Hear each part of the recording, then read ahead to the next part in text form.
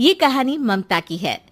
बचपन से ही घर में ये एहसास दिलाकर पाला गया कि औरतों को बोलने का हक नहीं है।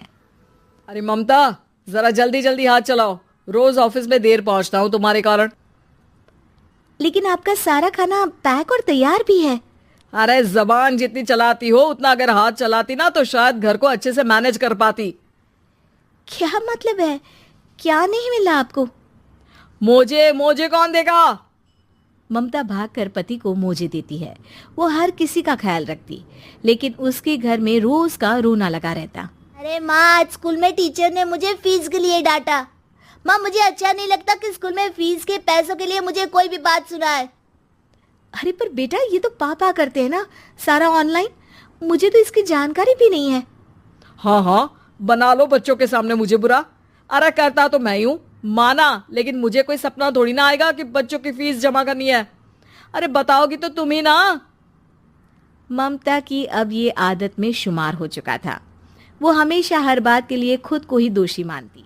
एक दिन वो पड़ोस की दोस्त से कहती है, समझ नहीं आता यार, मैं इतनी डम कैसे हो सकती हूँ। बात तो सही भी है ना। अब पति बेचारा नौकरी करे, पैसे कमाए, या फिर ये देखे कि बच्चों की फीस का वक्त है। क्या करूँ यार। पता नहीं, मेरे पति तो सारा काम खुद ही करते हैं। वो तो कहते हैं कि तुम थक जाती होगी, सारा दिन घर बाहर बच्चे। तो अच्छा, ऐसे भी पति होते हैं क्या? अरे क्या बात कर रही है? भाई साहब कभी तुझे किसी बात के लिए सुनाते नहीं? किसने कहा नहीं सुनाते? अरे ये पति चीज ही ऐसी होती है कि बिना पत्नी को सुनाए उन्हें चैन की नींद कहाँ आती है। तो तू भी परेशान रहती होगी कि कैसे, क्या, कब भूल गई। अरे वो तो मुझे बस इस बात के लिए ताना देते हैं कि मैं वक्त पर खाना क्यों नहीं खाती या पार्लर जाकर अपनी साज सज्जा क्यों नहीं करवाती। पड़ोसन बोल ही रही होती है कि ममता के बेटे की आवाज आती है। अरे माँ, क्या हो गया? लग नहीं रहा कि आज आप मुझे पानी भी देगी। अरे कब से खाने के लिए वेट कर रहा हूँ। अरे यार, मैं चलती हूँ, बेटा खाने के लिए वेट कर रहा है, मैंने उसे खाना भी नहीं दिया। अरे 12वीं में पहुंच चुका है तुम्हारा बेटा, उसे बोलो खुद पानी लिया करे। मैंने तो अपने बच्चों को काम करना सिखाया है। अरे यार, खुद की भी तो कोई लाइफ है। माना जब नहीं कर सकते थे तो किया, लेकिन अब इतने बड़े बच्चों की हर बात मानेंगे तो मुश्किल तो अपने को ही होगी। ममता को पड़ोसन की बात में दम तो लगता है, लेकिन करे क्या, आदत भी तो खुद ही ने डाली थी। ममता घर जाती है कि तभी बेटी आ जाती है। माँ, परसों मुझे एक शादी में जाना है, तेरी वो जो लाल वाली साड़ी है ना, उसे दे देना। मैं आज जाकर टेलर को दे दूंगी, वो उस साड़ी से सूट बना देगा। अरे नहीं नहीं तारा, वो मेरी माँ ने मुझे दी थी और उस साड़ी से मेरी काफ़ी भावनाएं जुड़ी हैं। तुमको ना मैं दूसरी साड़ी दे दूंगी। ओके, कोई बात नहीं, लेकिन आज दे ही देना पक्का। तारा माँ की साड़ी से सूट बनवाकर पार्टी में जाती है, लेकिन जब वो पार्टी से लौटती है, क्या है, मैं तो समझ ही नहीं पा रही हूँ।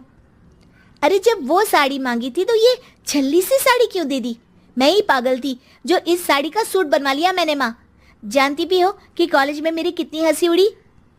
तभी वहां ममता का पति सुनील आ जाता है। अरे गवार औरत, जब बेटी साड़ी मांग रही थी तो दे देती ना। अरे पापा, इनके तो इमोशंस जुड़े थे उस साड़ी से। ममता इतने सब के बाद भी कुछ नहीं बोलती।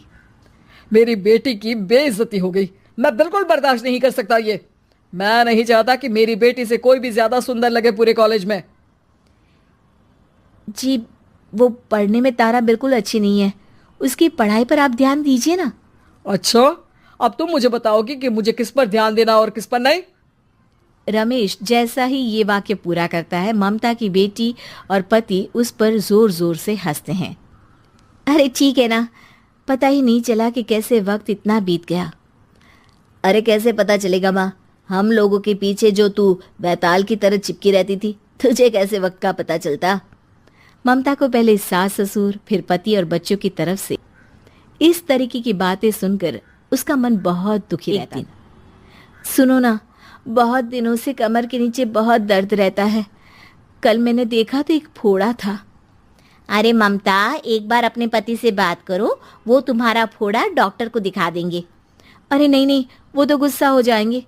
अरे क्यों गुस्सा हो जाएंगे? तुमको दर्द है? हाँ, लेकिन वो यही बोलेंगे कि ऑफिस जाऊं या फिर तुम्हें लेकर डॉक्टर के पास। तो बेटे से ही बात कर ले।